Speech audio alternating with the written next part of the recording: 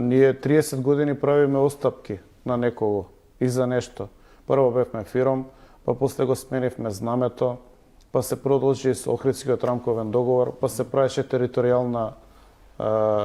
прераспределба на општините, па се делеа територии на партиите и градови, Кичево и Струга познатиот пример, па после стигнавме и до промена на име, сега треба да менуваме историја и јазик.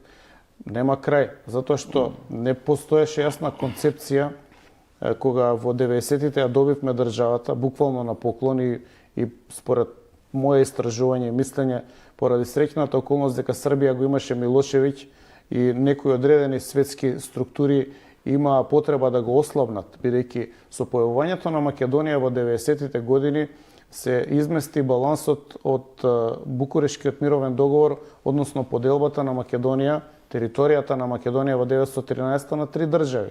И практично вие имавте изместување, двата дела си останаа, едниот во Бугарија, едниот во Грција, но делот кој што беше доделен со тој договор на Србија стана независна држава. И ние имавме историска шанса таа независна држава да ја претвориме во лик, например, на една Хрватска, да поставиме принципи како ќе се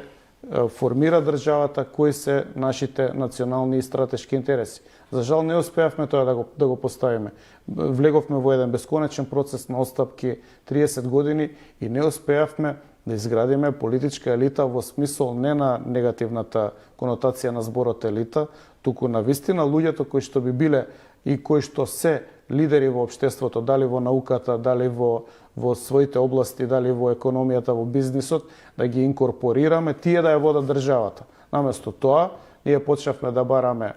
просечни луѓе, за да можеме да ги контролираме зад завесата, па после тие просечните луѓе треба да побараат уште попросечни луѓе за второ ниво, како во филмот Inception, сон во сон, да може да ги контролираат на подлабоко ниво од подалеку и повеќе.